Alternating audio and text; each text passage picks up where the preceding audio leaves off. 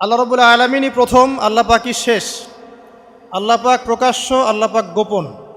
ওয়া হুয়া বিকুল্লি শাইইন আলিম। আল্লাহ পাক বলছেন তিনি প্রত্যেকটা বিষয় সম্পর্কে জ্ঞানী। সূরা হাদিদ আয়াত নাম্বার 3। তো আমরা বুঝতে পারছি যখন কোনো কিছু ছিল না তখন আল্লাহ রাব্বুল আলামিন ছিলেন, আবার যখন কিছু থাকবে না তখন আল্লাহ পাক থাকবেন। কুল্লু মান আলাইহা ফান ওয়া ইয়াবকা ওয়াজহু রাব্বিকা যুল জালালি ওয়াল ইকরাম। সমস্ত কিছু ফানা হয়ে যাবে, শুধুমাত্র আল্লাহ রাব্বুল আলামিনের সত্তা, জাত এটা বাকি থাকবে। তার মানে আল্লাহ পাকই শুরু, আল্লাহ পাকই শেষ। আল্লাহর কোনো শুরু নাই, আল্লাহর কোনো শেষ নাই।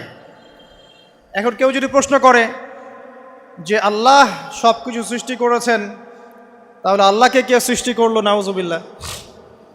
তো তখন আমরা বলবো যে যদি কেউ আল্লাহকে সৃষ্টি করতো তাহলে তো সেই সৃষ্টিকর্তা হয়ে যেত, তাই নয় কি? এইভাবে এক এক করে যদি আমরা পিছনের দিকে যেতে থাকি তাহলে একটা পর্যায়ে গিয়ে তো আমাদেরকে থামতে হবে। তো আমরা যেখানে গিয়ে থামছেন সেটাই হচ্ছে আল্লাহ রাব্বুল আলামিন। আল্লাহ পাকের আগে কিছুই ছিল না, বরং অতীত, বর্তমান, ভবিষ্যৎ এটা সময়ের মধ্যে আছে, যে সময়ের মধ্যে আমরা বাস করছি। আল্লাহ রাব্বুল আলামিনের কাছে এরকম অতীত, বর্তমান, ভবিষ্যৎ কিছু নাই। আল্লাহ রাব্বুল আলামিন একা ছিলেন, তখন কিছুই ছিল না। আবার যখন সব কিছু ধ্বংস হয়ে যাবে আল্লাহ পাক একাই থাকবেন, আর কিচ্ছু থাকবে না। এখন আল্লাহ পাক সর্বপ্রথম সৃষ্টি করলেন আরশে আজিম। কি সৃষ্টি করলেন? এবং আরশটা পানির উপরে ছিল। কিসের উপরে? পানির উপরে। এরপরে আল্লাহ রাব্বুল আলামিন সৃষ্টি করেছেন কলম। আল্লাহ পাকের কাছে লাউহে মাহফুজ আছে। লাউহে মাহফুজ মানে সুরক্ষিত একটা ফলক। এখানে আল্লাহ পাক কলমকে বললেন লিখো। কলম বলল যে মাযা আকতুব, আমি কি লিখবো হে আল্লাহ? আল্লাহ পাক বললেন কিয়ামত পর্যন্ত যা যা হবে, শেষ দিন পর্যন্ত যা কিছু ঘটবে লিখে ফেলো। কলম লিখে ফেলেছে কিয়ামত পর্যন্ত কি কি হবে। অতএব আপনার রিজিক নিয়ে এত টেনশন করার কোনো দরকার নেই। বিয়ে শাদী হচ্ছে না, এই জন্য কবরে গিয়ে মানত করার কোনো দরকার নেই। সময় মতো হবে ইনশাআল্লাহ। যখন রিজিক তাকদিরে লেখা আছে সময় মতো ইনশাল্লাহ হবেই। তাকদিরের বাইরে কিচ্ছু হবে না। তো আল্লাহ পাক তাকদির লিখে ফেললেন। এমনকি লাউহে মাহফুজে কোরআনও লিপিবদ্ধ আছে। সূরা বুরুজ পড়েন নাই? বাল হুয়া কুরআনুম মাজিদ ফি লাউহিম মাহফুজ। লাউহে মাহফুজ থেকে কোরআন মাজিদ নাজিল করা হয়েছে প্রথম আসমানে। এরপর প্রথম আসমান থেকে আস্তে আস্তে ধাপে ধাপে বিভিন্ন ঘটনার পালাক্রমে রাসূলুল্লাহ সাল্লাল্লাহু আলাইহি ওয়াসাল্লামের কলবের মধ্যে জিবরাইল আলাইহিস সালামের মারফতে ওহী করা হয়েছে। এই হলো কোরআন, যেটা নাজিল হতে সময় লেগেছে 23 বছর। তো লাউহে মাহফুজ আল্লাহ রাব্বুল আলামিন সব লিখে ফেললেন। এভাবে 6 দিন, আল্লাহ পাকের হিসেবে 6 দিন কত লম্বা আল্লাহ ভালো জানেন। 6 দিনে আল্লাহ রাব্বুল আলামিন এরপর সৃষ্টি করলেন পুরো মহাবিশ্ব। পুরো মহাবিশ্ব বলতে আমি শুধু পৃথিবীর সৌরজগৎ বোঝাচ্ছি না। এই মঙ্গল, বুধ, শনি, বৃহস্পতি এইটুক না, এরকম হাজার হাজার সৌরজগৎ মিলে একটা গ্যালাক্সি হয়, আর হাজারটা গ্যালাক্সি মিলে গিয়ে একটা আসমান হচ্ছে, মহাকাশের একটা ছায়াপথ আসমান হচ্ছে। তো এরকম 7টা আসমান বা 7টা মহাবিশ্ব আল্লাহ পাক সৃষ্টি করলেন মাত্র 6 দিনে। কয় দিনে? ফি সিত্তাতি আইয়াম, 6 দিন আল্লাহ পাক সৃষ্টি করলেন। এরপর আল্লাহ রাব্বুল আলামিন প্রত্যেক মহাকাশে তার যার যার কাজ সেটা দিলেন। যেখানে যেখানে মাখলুক সৃষ্টি করা আল্লাহ পাক করলেন। আল্লাহ রাব্বুল আলামিন মালায়েকা সৃষ্টি করলেন নূর দিয়ে। কি দিয়ে? আলো দিয়ে। আলোর মধ্য দিয়ে আল্লাহ রাব্বুল আলামিন ফেরেশতা সৃষ্টি করলেন। আল্লাহ পাক জিন সৃষ্টি করলেন। জিন কি দিয়ে? আগুন দিয়ে। একদম যেটা উত্তপ্ত আগুন, লাল আগুন, সেই আগুন দিয়ে আল্লাহ পাক জিন জাতিকে সৃষ্টি করলেন। সৃষ্টি করার পর আল্লাহ রাব্বুল আলামিন জিন জাতিকে পৃথিবীতে পাঠিয়েছেন। কোথায়? আর এখন মানুষ পৃথিবীতে যা করছে, জিন জাতীয় কিছুটা এরকমই কাজ করেছিল, বরং তার চেয়েও হয়তো বেশি করেছিল। পৃথিবীতে সে ফিতনার ফাসাদ সৃষ্টি করেছিল। এক পর্যায়ে আল্লাহ রাব্বুল আলামিন জিন জাতিকে ধ্বংস করে দিলেন। কিছু কিছু জিনকে আল্লাহ পাক অবশিষ্ট রাখলেন, যেগুলো পাহাড়ে, পর্বতে, বিভিন্ন জায়গায়, সমুদ্রে আশ্রয় নিল। পাহাড়ি এলাকাগুলোতে জিন থাকে, গভীর সমুদ্রে জিন থাকে, হ্যাঁ, জঙ্গলে জিন থাকে। এরকম কিছু জায়গা আছে, এগুলোর মধ্যে জিনরা থাকে। তো ওদেরকে ডিস্টার্ব করতে গেলে সমস্যা, আপনাকে ধরে ফেলবে। আর যদি প্রতিদিন সকাল সন্ধ্যার জিকির আজগার ঠিকঠাক মতো না করেন, কোরআন তেলাওয়াত ঠিকঠাক মতো না করেন, নামাজি না হন আর পবিত্র না থাকেন, তাহলে জিন ধরার সম্ভাবনা বেশি। আর আমার মনে হয় এখনকার যে মেয়েগুলো রাস্তাঘাটে ঘোরাফেরা করে, এদের বেশিরভাগই জিন ধরা। কারণ আছে, এমনি এমনি বলি নাই। এটা আপনাকে বুঝতে হলে আল্লাহ এবং তার রাসূলের চোখ দিয়ে দেখতে হবে তো। কারণ তাদের চাল চলন স্বাভাবিক না, কিছু একটা ওদের উপর ভর করেছে। ওই ভরটা করার কারণে তার চাল চলন আজকে এমন হয়ে গেছে। এবং বহু মেয়ের ঘটনা এমন শোনা যায় যে সরাসরি তারা জিন দ্বারা ইফেক্টেড হয়। দেখেন না, রুকিয়া করতে হয়, শরীয়ীভাবে রুকিয়া করতে হয়। তো খেয়াল রাখবেন, সকাল সন্ধ্যার জিকির আজগার ঠিক রাখবেন, কোরআন তেলাওয়াতটা ঠিক রাখবেন, নামাজি হবেন, পাক পবিত্র থাকবেন, জিন আপনাকে কোনো ক্ষতি করতে পারবেন না ইনশাআল্লাহ। জিনরা কিন্তু রাসূল সাল্লাল্লাহু আলাইহি ওয়াসাল্লামেরও ক্ষতি করার চেষ্টা করেছিল। আল্লাহ রাসূল সাল্লাল্লাহু আলাইহি ওয়াসাল্লাম ওটাকে ধরেছিলেন, ধরে মসজিদের খুঁটির সাথে বেঁধে রেখেছে। নামাজের মধ্যে জিন আমাদের নবীকে ডিস্টার্ব করেছিল, আল্লাহ রাসূল ওই জিনকে ধরেছেন, ধরে খুঁটির সাথে বেঁধে রেখেছেন। তারপরে তার মনে পড়ল সুলাইমান আলাইহিস সালামের কথা। সুলাইমান আলাইহিস সালাম বলেছিল আল্লাহকে, আল্লাহ আমাকে যে ক্ষমতা তুমি দিয়েছো, আমার পরে কাউকে এই ক্ষমতা আর দিও না। আর সুলাইমান আলাইহিস সালামকে আল্লাহ পাক জিন জাতিকে অনুগত করে দিয়েছিলেন। সুলাইমান আলাইহিস সালামের নির্দেশে জিন জাতি বিভিন্ন কাজ করত, এমনকি সমুদ্রের মধ্যে ডুবুরির কাজও করত, সমুদ্রের ভিতর থেকে রত্ন বের করে নিয়ে আসতো। এগুলো কিন্তু অলিক রূপকথা নয়, সত্য ঘটনা। তখন নবী সাল্লাল্লাহু আলাইহি ওয়াসাল্লাম বললেন যে আমার ভাই সুলাইমানের কথা আমার মনে পড়ে গেল, তাই আমি জিনটাকে ছেড়ে দিলাম। তো আল্লাহ পাক জিন জাতিকে সৃষ্টি করে এই পৃথিবীতে পাঠানোর পর তারা এরকম ফিতনা এবং ফাসাদ সৃষ্টি করার পরে আল্লাহ পাক ওদেরকে ধ্বংস করে দেন। দেওয়ার পরে আরও অনেক যুগ এবং অনেক শতাব্দী কেটে যায়। কত যুগ কত শতাব্দী আল্লাহ ভালো জানেন। অনেক লম্বা সময় পরে গিয়ে আল্লাহ রাব্বুল আলামিন ফেরেশতাদেরকে ডাকেন। কাদেরকে ডাকেন? তাদেরকে ডেকে বলেন, ওয়া ইয ক্বালা রাব্বুকা লিল মালায়েকা, স্মরণ করো নবী সেই সময়ের কথা যখন তোমার রব ফেরেশতাদেরকে ডাকলেন, ডেকে বললেন, ইন্নী জাইলুন ফিল আরদি খলিফা, হে ফেরেশতা মণ্ডলী, আমি পৃথিবীতে আমার খলিফা পাঠাতে চাই। কি পাঠাতে চাই ভাই? খলিফা। খলিফার দুটো অর্থ, একটা হচ্ছে ওই যে জিনরা যে চলে গেল, ওর স্থলাভিষিক্ত হয়ে আরেকটা জাতি, স্থলাভিষিক্ত হওয়া। আরেকটা ব্যাখ্যা হচ্ছে খলিফা শব্দের মানে হচ্ছে যে ব্যক্তি আল্লাহ পাকের বিধান অনুযায়ী পৃথিবীতে বিচার ফয়সালা করে, সে আল্লাহর খলিফা। আমি কি বুঝাতে পারছি? আল্লাহ পাক ফেরেশতাদেরকে বললেন, আমি পৃথিবীতে আমার খলিফা পাঠাতে চাই, প্রতিনিধি, এবং যে আল্লাহর বিধান দ্বারা বিচার ফয়সালা করে। তখন ফেরেশতারা বলছেন, ক্বালু, ফেরেশতারা বলছেন, আতাজআলু ফিহা মান ইউফসিদু ফিহা ওয়া ইয়াসফিকুদ দিমা, হে আল্লাহ, আপনি কি এমন কোন সৃষ্টিকে আবার পৃথিবীতে পাঠাতে চান যে পৃথিবীতে গিয়ে ফিতনা ফাসাদ সৃষ্টি করবে অথবা রক্তপাত ঘটাবে? ফেরেশতারা এই কথা কিভাবে বলতে পারলো? হ্যাঁ, জিন জাতির অভিজ্ঞতার আলোতে। ঠিক আছে? তখন আল্লাহ পাক বলছেন, ইন্নী আ'লামু মা লা তা'লামুন, দেখো আমি যা জানি তোমরা তা জানো না। মানে তারা ফিতনা ফাসাদ সৃষ্টি করতে পারে, কিন্তু আমার কিছু মুখলেস বান্দা থাকবে যারা এই পথে পা বাড়াবে না। আচ্ছা, এবার আল্লাহ রাব্বুল আলামিন আদম আলাইহিস সালামকে সৃষ্টি করলেন। আল্লাহ পাক নিজের হাত দিয়ে আদম আলাইহিস সালামকে সৃষ্টি করেছেন। সূরা সদের মধ্যে আল্লাহ পাক বলেছেন, দেখুন, মহাবিশ্বের কোনো সৃষ্টির ব্যাপারে বলা হয়নি যে খলাকতু বিয়াদাই, আমি নিজ হাতে তাকে সৃষ্টি করেছি। শুধুমাত্র আদম আলাইহিস সালাম, আমাদের পিতার ক্ষেত্রে বলা হয়েছে খলাকতু বিয়াদাই, আমি নিজ হাতে তাকে সৃষ্টি করেছি। কত সম্মান, কত ভালোবাসা, তাই না? এবার আল্লাহ রাব্বুল আলামিন আদম আলাইহিস সালামকে সমস্ত নাম শিক্ষা দিলেন। সমস্ত নাম মানে কি? ওয়াল্লামা আদামাল আসমাআ কুল্লাহা, আল্লাহ পাক বলছেন, এরপর আমি আদম আলাইহিস সালামকে মহাবিশ্বের যত জ্ঞান আছে সমস্ত নাম শিক্ষা দিয়ে দিলাম। সুবহানাল্লাহ। যেই জ্ঞান ফেরেশতাদেরও ছিল না, যেই জ্ঞান ইবলিসেরও ছিল না। ইবলিস কিন্তু অনেক জ্ঞানী ছিল, অনেক বড় আবেদ ছিল, সে দীর্ঘদিন আল্লাহর ইবাদত করেছে, কিন্তু এই জ্ঞান কিন্তু তারও ছিল না, ফেরেশতাদেরও ছিল না। সুম্মা আরাদাহুম আলাল মালাইকা, এরপর আল্লাহ রাব্বুল আলামিন আদম আলাইহিস সালামকে ফেরেশতাদের সামনে নিয়ে আসলেন, উপস্থাপন করলেন। মহাবিশ্বের ঘটনা, এটা ঘটছে, চিন্তা করেন, এটা কিন্তু ঘটেছে আগে, অতীত। এবার সমস্ত ফেরেশতার সামনে আদম আলাইহিস সালামকে নিয়ে আসা হচ্ছে।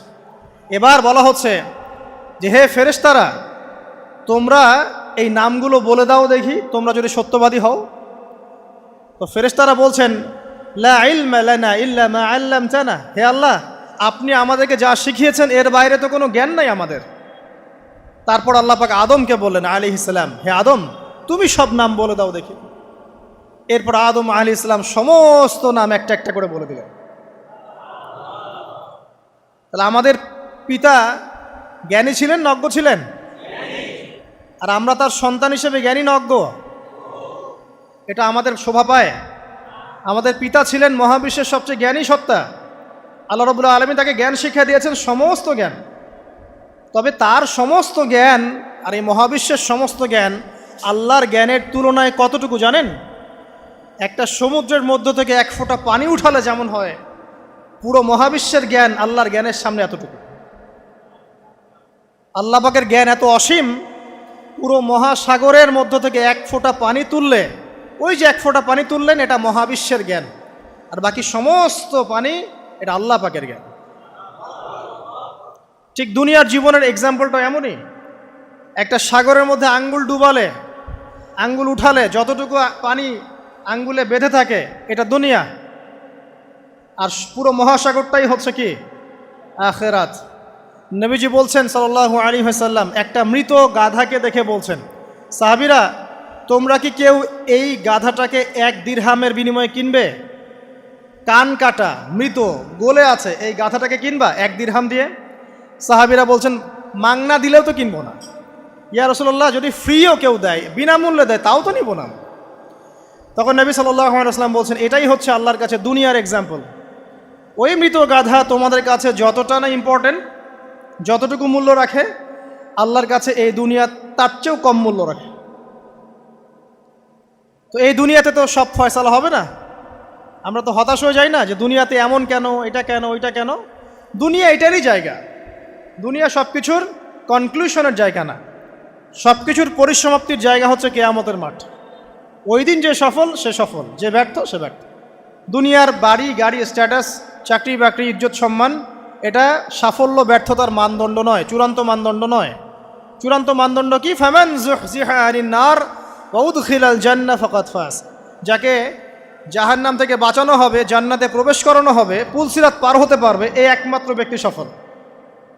তো সাফল্যের সংজ্ঞাটা জেনে রাখবেন, তাহলে আপনি দুনিয়াতে হতাশ হবেন না ইনশাআল্লাহ তাআলা।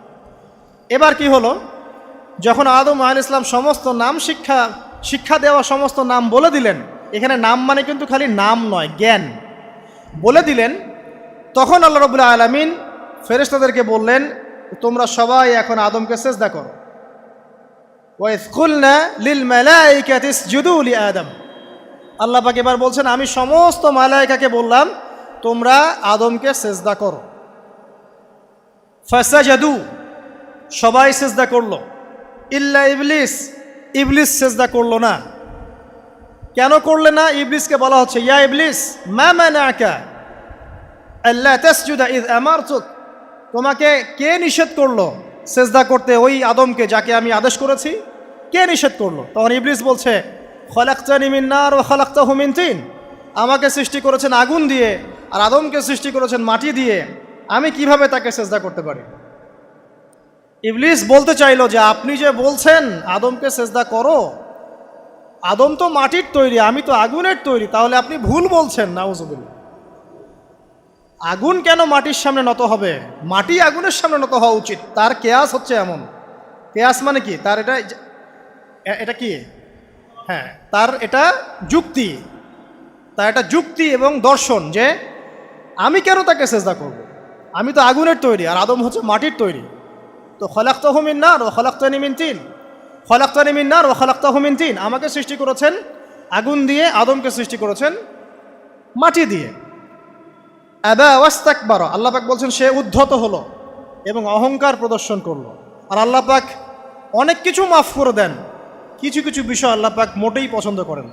তার মধ্যে একটা হচ্ছে অহংকার, তার মধ্যে একটা হচ্ছে শিরক, তার মধ্যে একটা হচ্ছে অন্যের হক নষ্ট করা, তার মধ্যে একটা হচ্ছে আদম সন্তানকে হত্যা করা, তার মধ্যে একটা হচ্ছে বৃদ্ধ বয়সে ব্যভিচার করা, তার মধ্যে একটা হচ্ছে মুরতাদ হয়ে যাওয়া। ওই যে খ্রিস্টান হয়ে যাচ্ছেন না, খালি মরেন তারপর বুঝবেন, খালি মালাকুল মউত আসুক তারপর বুঝবেন।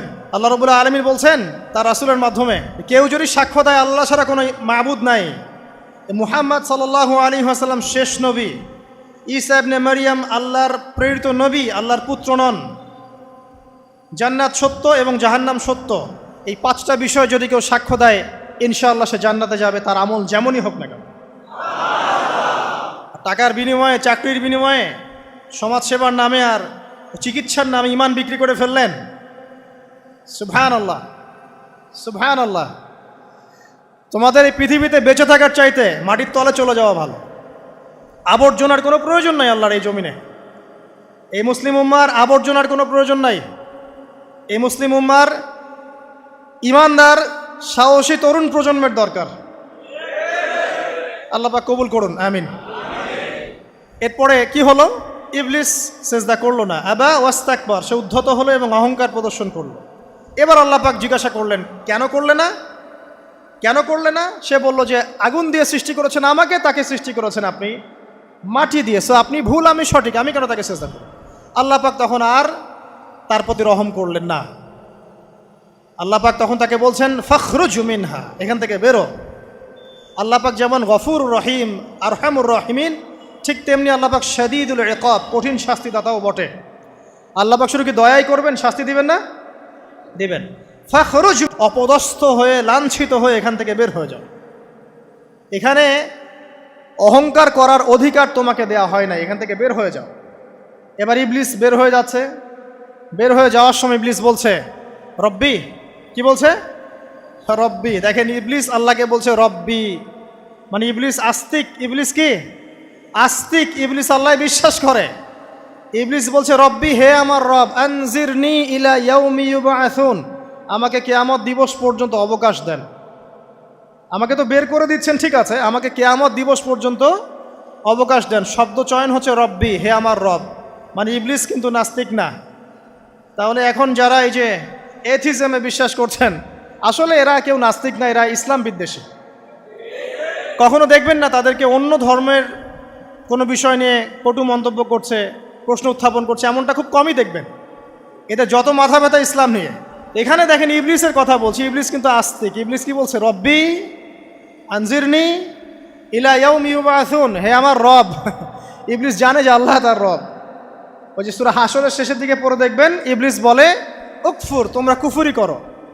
তারপরে মানুষ যখন কুফরি করে সে বলে আমি ইন্নী আখাফুল্লাহ রাব্বাল আলামিন, আমি আল্লাহকে ভয় করি যে জগৎ সমূহের প্রতিপালক। শয়তানকে মানুষ গিয়ে জিজ্ঞাসা করবে, জাহান্নামীরা, তুমি আমাদেরকে পথভ্রষ্ট করেছিলে। শয়তান বলবে আমি কিচ্ছু করি নাই, আমি তোমাদেরকে কোনো কাজে ফোর্স করি নাই, আমি শুধু তোমাদেরকে ওয়াসওয়াসা দিয়েছি, তোমরা নিজেরাই কাজ করেছো। ফালা তালুমুনি ওয়ালুমু আনফুসাকুম, সূরা ইব্রাহিম পড়ে দেখেন।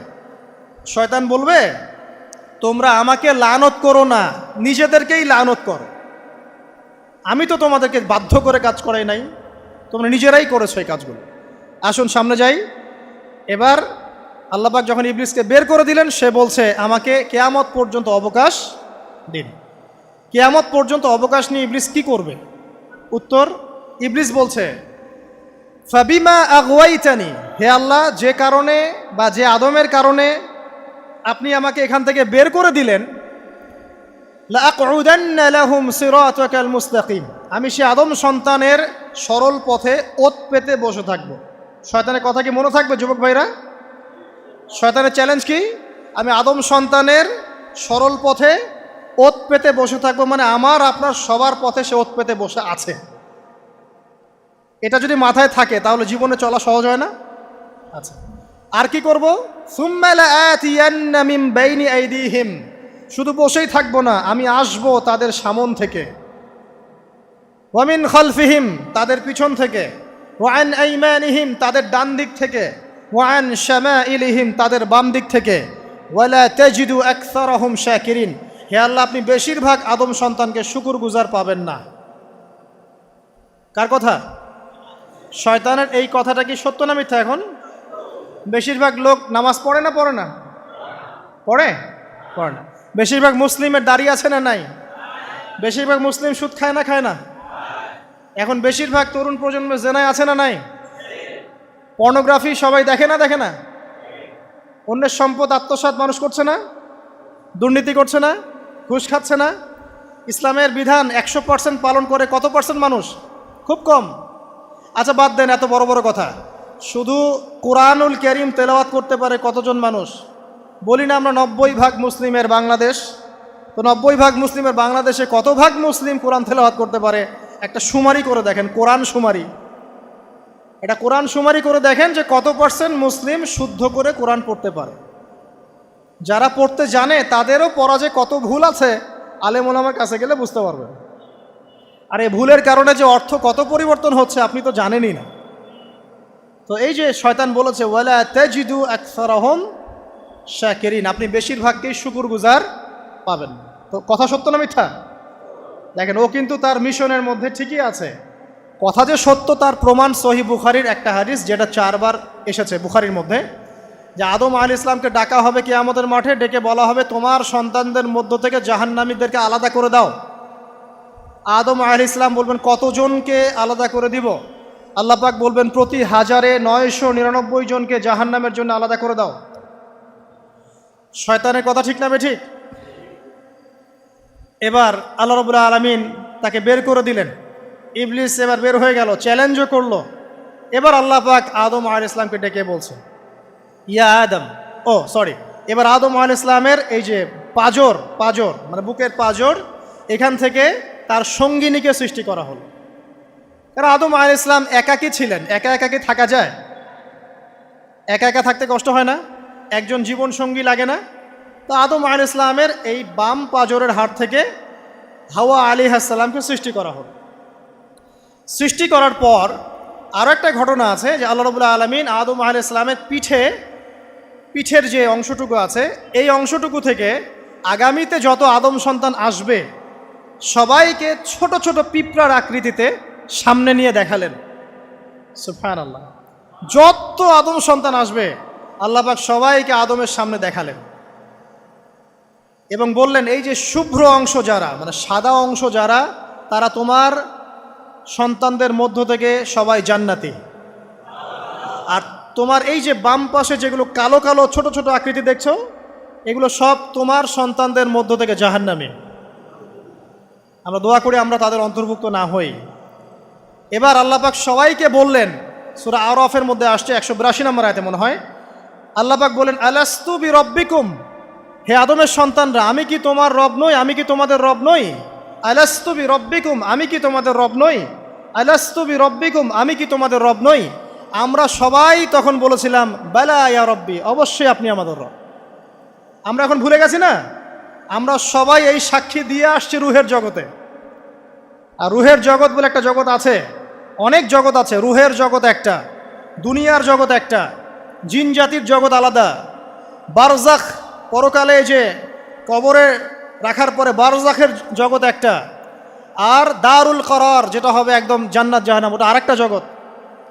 এই যে মহাবিশ্ব যে সম্প্রসারিত হচ্ছে, এক এক গ্যালাক্সিতে এক একটা জগৎ না, এরকম বহু জগৎ আছে। রুহের জগতে আমরা এই ওয়াদা আল্লাহর কাছে করে এসেছি, এটাকে আহদে আলাস্তু বলে। কি বলে? আহদে আলাস্তু, মানে আলাস্তু বি রব্বিকুম, আমি কি তোমাদের রব নই? আমরা বলেছিলাম হ্যাঁ আপনি আমাদের রব। একটা মজার কথা আছে এখানে, যখন আদম আলাইহিস সালাম দেখছিলেন তার সন্তানদেরকে সাদা সাদা আকৃতি ছোট ছোট, এর মধ্যে একটা সন্তানকে দেখে, একজন সন্তানকে দেখে তার প্রচণ্ড ভালো লেগেছিল এবং তিনি অত্যন্ত সুদর্শন ছিলেন। তাকে দেখে তার প্রচণ্ড রকম ভালো লেগেছিল। আল্লাহ পাককে তিনি জিজ্ঞাসা করলেন, হে আল্লাহ, আমার সন্তানদের মধ্যে একে, এই সুন্দর সন্তান কে? আল্লাহ পাক বললেন সে হচ্ছে তোমার সন্তান দাউদ। কি নাম? দাউদ আলাইহিস সালাম। আর আপনাকে বলে রাখি, আদম আলাইহিস সালামের ব্যাপারে যেমন আল্লাহ পাক বলেছেন আদম আমার খলিফা, ঠিক দাউদ আলাইহিস সালাম সম্পর্কেও আল্লাহ পাক বলেছেন দাউদ আমার খলিফা। বুঝতে পারলেন? কোথায় আছে? সূরা সদ পড়ে দেখেন। ঠিক আদম আলাইহিস সালাম সম্পর্কে আল্লাহ পাক বলেছেন না যে আমি পৃথিবীতে খলিফা পাঠাচ্ছি, ঠিক দাউদ আলাইহিস সালাম সম্পর্কেও আল্লাহ পাক বলেছেন দাউদ আমার খলিফা। ইয়া দাউদ ইন্না জাআলনাকা খলিফাতান ফিল আরদ ফাহকুম বাইনান নাসি বিল হক ওয়া লা তাত্তাবিল হাওয়া। আয়াতটা পড়ে দেখবেন, ওইদিকে আমি পরে আসছি। তো ওই সন্তানকে দেখে তার এত ভালো লাগলো, আল্লাহর কাছে তিনি জিজ্ঞাসা করছেন, হে আল্লাহ আমার এই সন্তানের হায়াত কত? আল্লাহ পাক বলছেন তোমার এই সন্তানের হায়াত হচ্ছে 60 বছর। কত বছর? 60 বছর। আর আমাদের উম্মতে মুহাম্মাদের কিন্তু গড় আয়ু এরকম 60-65, এর বেশি না গড় আয়ু। তখন আদম আলাইহিস সালাম বলেন, আল্লাহ আমার হায়াত থেকে তাকে 40 বছর দিয়ে দাও, আমার হায়াত থেকে তাকে 40 বছর দিয়ে দাও। আল্লাহ পাক তাকে 40 বছর দিয়ে দিলেন। তাই আদম আলাইহিস সালামের 1000 বছর হায়াত হয়ে গেল 960 বছর, আর দাউদ আলাইহিস সালামের 40 বছর হায়াত হয়ে গেল 100 বছর। এখন আসেন এই জায়গায় যে আদম আলাইহিস সালাম এবং দাউদ আলাইহিস সালাম দুইজনকে আল্লাহ পাক কি বলেছেন? খলিফা। খলিফা কে? খলিফা কাকে বলে? এটা একটু শুনে নি ছোট্ট করে। সূরা সদ পড়বেন 24 কি 26 নম্বর আয়াত। আল্লাহ পাক বলছেন, ইয়া দাউদ, হে দাউদ, খলিফার কাজ কি এটা শোনেন। হে দাউদ, ইন্না জাআলনাকা খলিফাতান ফিল আরদ, নিশ্চয়ই আমি আল্লাহ তোমাকে পৃথিবীতে খলিফা করেছি। কি করেছি? খলিফা করেছি। তোমার কাজ কি? ফাহকুম বাইনান নাসি বিল হক, মানুষের মাঝে আল্লাহর বিধান দ্বারা হকের মানদণ্ডে বিচার ফয়সালা করবে। তাহলে আল্লাহর খলিফার দায়িত্ব কি? আল্লাহর বিধান দ্বারা বিচার ফয়সালা করা। ওয়ালা তাত্তাবিল হাওয়া, তুমি নিজের প্রবৃত্তির অনুসরণ করবে না। ফায়ুদিল্লাকা আন সাবিলিল্লাহ, তাহলে তোমাকে এটা সরল পথ থেকে বিচ্যুত করে দেবে। ইন্নাল্লাযীনা ইউদিল্লুনা আন সাবিলিল্লাহ, নিশ্চয় যারা আল্লাহর পথ থেকে বিচ্যুত হয়ে যায়, লাহুম আযাবুন শাদীদ, তাদের জন্য কঠিন শাস্তি আছে। বিমা নাসু ইয়াউমাল হিসাব, এই কারণে যে তারা হিসাবের দিনটা ভুলে গেছে। এই আয়াত থেকে খলিফার ফাংশন বুঝতে পারলেন? খলিফার ফাংশন কি? আপনি যা ইচ্ছা তাই ফয়সালা করবেন, নিজের মন গড়া যা ইচ্ছা রচনা করবেন। ফাহকুম বাইনান নাসি বিল হক, মানুষের মধ্যে হকের মানদণ্ডে বিচার ফয়সালা করো। হকটা কি জিনিস? আমার দর্শন হক, আমার ফিলোসফি হক, আমার যুক্তি, আমার বিজ্ঞান, এগুলোই হকের মানদণ্ড। হকের মানদণ্ড কি? কোথায় উত্তর আছে? কোরআনেই উত্তর আছে। কোন সূরা? সূরা কাহফ। কত নম্বর আয়াত? আয়াত নম্বর 29। আল্লাহ পাক বলছেন, ওয়াকুলিল হাক্কু মির রাব্বিকুম, হক সেটাই যা তোমার রবের পক্ষ থেকে নাজিল। কথা কি ক্লিয়ার? হক কি জিনিস? যা তোমার রবের পক্ষ থেকে নাজিল হয়। ফামান শাআ ফালইউমিন, যার ইচ্ছা হয় সে স্বীকার করুক। ওয়ামান শাআ ফালইয়াকফুর, যার ইচ্ছা হয় সে অস্বীকার করুক। ইন্না আ'তাদনা লিযালিমিনা নারান, অস্বীকারী জালেমদের জন্য আমি আগুন প্রস্তুত করে রেখেছি। তো এখানে আপনি হকের সংজ্ঞা পেলেন এবং হকের মানদণ্ডে বিচার ফয়সালা করলে পরে খলিফা হয়।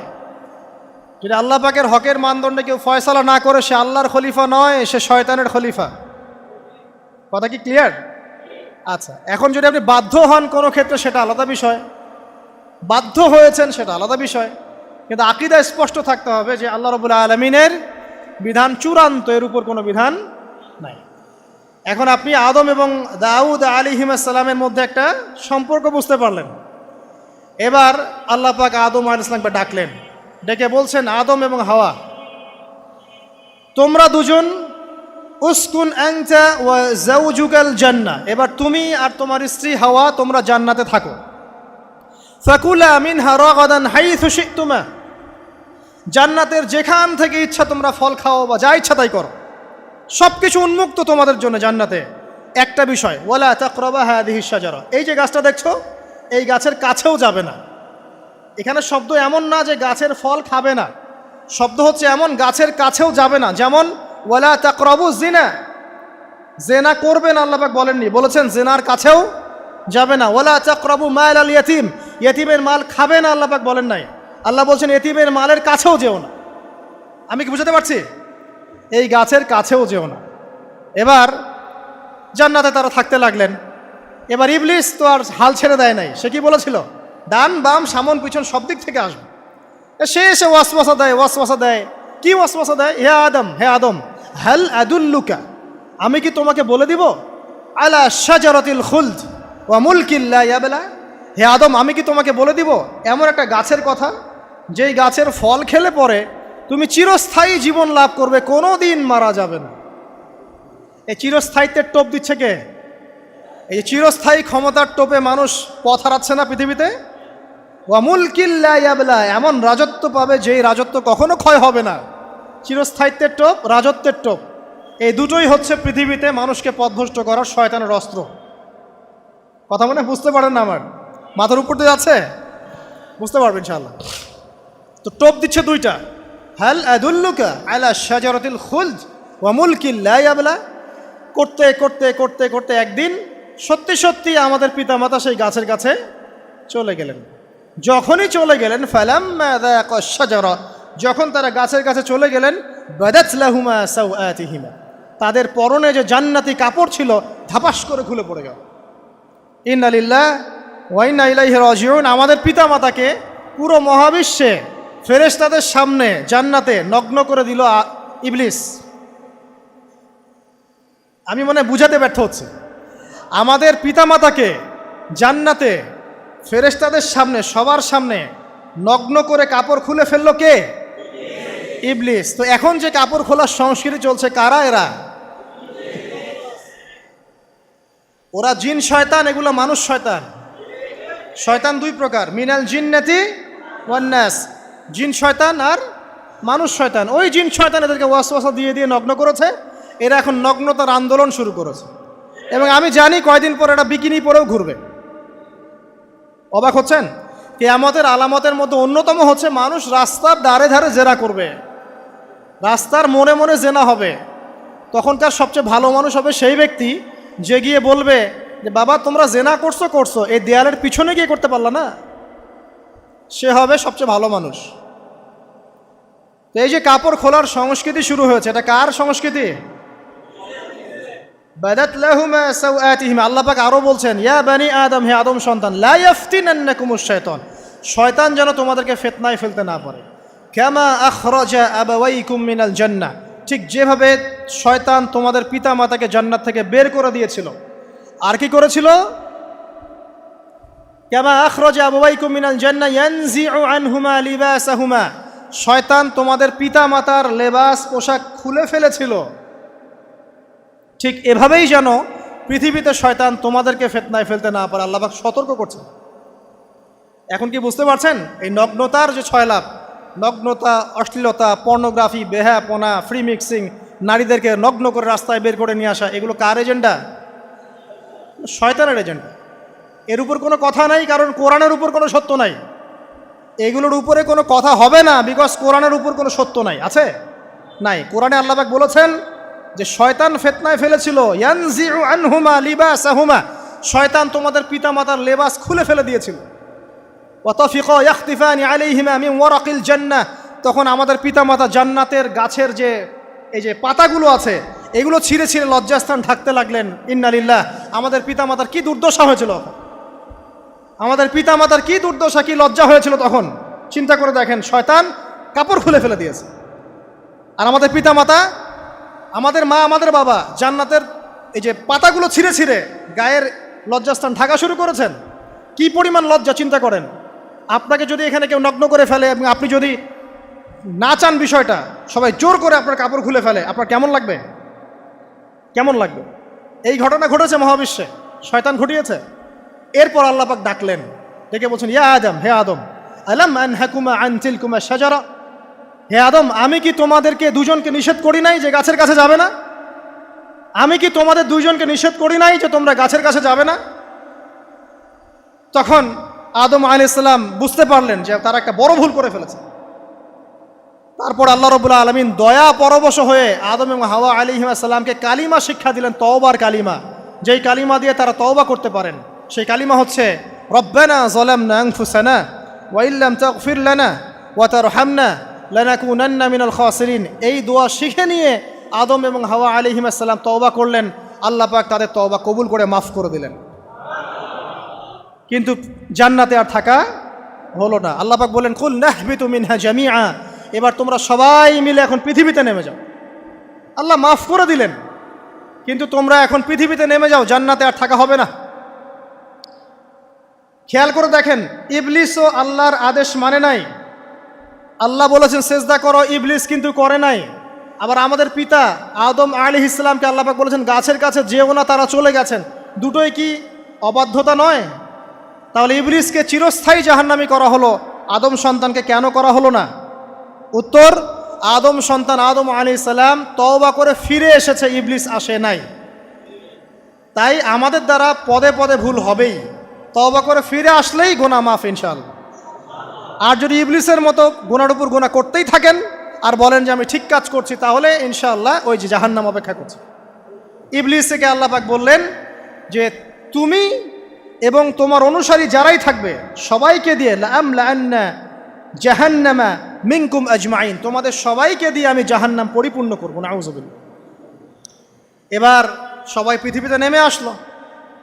পৃথিবীতে এসেই কি আল্লাহ পাক ছেড়ে দিলেন? না। আল্লাহ রাব্বুল আলামিন বলছেন কুল নাহবিতু মিনহা জামিআ, তোমরা পৃথিবীতে নেমে যাও। ফাইম্মা ইয়াতিয়ান্নাকুম মিন্নি হুদান, দুনিয়াতে যাচ্ছ যাও, তবে মনে রেখো যে আমার পক্ষ থেকে তোমাদের কাছে হেদায়েতের বাণী আসবে। আমার পক্ষ থেকে তোমাদের কাছে হেদায়েতের বাণী আসবে। ফামান তাবিআ হুদায়া ফালা খাউফুন আলাইহিম ওয়ালা হুম ইয়াহজানুন, যারা আমার হেদায়েতের বাণীগুলো মেনে চলবে তাদের কোনো ভয় নাই, কোনো দুশ্চিন্তাও নাই। ওয়াল্লাযীনা কাফারু ওয়া কাযযাবু বিআয়াতিনা, কিন্তু যারা আমার আয়াতকে কুফরি করবে, মিথ্যা প্রতিপন্ন করবে, ফাউলাইকা আসহাবুন নার, তারা হবে জাহান্নামের অধিবাসী। হুম ফিহা খালিদুন, তারা সেখানে চিরস্থায়ী হবে। এই সহজ সরল জীবন দর্শন দিয়ে আল্লাহ পাক পৃথিবীতে পাঠিয়ে দিলেন। এবার শুরু হলো পৃথিবীতে পথ চলা। পৃথিবীতে পথ চলার ক্ষেত্রে অনেক কিছু সৃষ্টি করতে হলো, আবিষ্কার, কৃষিকাজ, এটা ওটা সব কিছু। আদম আলাইহিস সালামকে আল্লাহ পাক সেই জ্ঞান ওহির মাধ্যমে শিক্ষা দিলেন। কৃষিকাজ আল্লাহ পাক শিক্ষা দিয়েছেন, চাকা সৃষ্টি করা আল্লাহ পাক শিক্ষা দিয়েছেন, বাহন সৃষ্টি করা আল্লাহ পাক শিক্ষা দিয়েছেন। যত রকম জ্ঞান আছে সমস্ত জ্ঞান এসেছে নবীদের পক্ষ থেকে। সব কিছু জ্ঞানের মূল ভিত্তি এসেছে নবীদের কাছ থেকে, আল্লাহর ওহির কাছ থেকে। যত সভ্যতা দেখছেন বড় বড়, সমস্ত সভ্যতা শুরু হয়েছে নবী দ্বারা, এবং সভ্যতা শেষও হবে একজন নবী দ্বারা। তার নাম কি? ঈসা ইবনে মারইয়াম। আদম আলাইহিস সালাম আল্লাহর দেয়া শিক্ষায় শিক্ষিত হয়ে দুনিয়াতে চলতে লাগলেন এবং তওবা ইস্তেগফার করতে লাগলেন, কাঁদতে লাগলেন। দীর্ঘকাল তারা ক্রন্দন করেছেন। কি কারণে? ওই যে একটা ভুল তারা করে ফেলেছে। দুনিয়াতে এসে ক্রন্দন করতে করতে করতে করতে আল্লাহ রাব্বুল আলামিন এক পর্যায়ে তওবা কবুল করে ফেললেন। এবার সামনে যান, তাদের সন্তান হলো হাবিল এবং কাবিল। নাম শুনেছেন? শোনেন নাই? হাবিলের কুরবানি কবুল হয়, কাবিলের কুরবানি কবুল হচ্ছে না। বিকজ কাবিল এর কুরবানির মধ্যে ইখলাস নাই। ভাইয়ের কুরবানি কেন কবুল হচ্ছে, আমারটা কেন হচ্ছে না? হিংসার বশবর্তী হয়ে কাবিল হাবিলকে হত্যা করে ফেলল। নবী পরিবারের সদস্য হয়েও কাবিল এরকম অন্যায় করে ফেলল। আর কি হলো?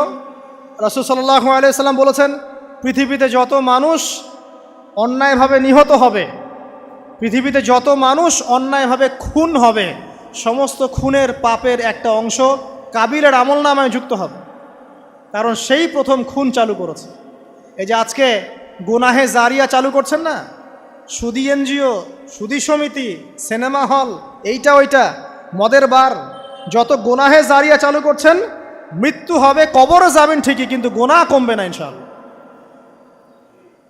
মনে করেন একজন নগ্ন ছবিতে অভিনয় করেছে, ঠিক আছে, এখন নাই পৃথিবীতে, বা কেউ অশ্লীল গান বাজনা করে দুনিয়া থেকে বিদায় নিয়েছে, দুনিয়াতে তার গান এখনও বাজছে, সে কবরে শুয়ে শুয়েই সেই গোনাগুলো পাচ্ছে।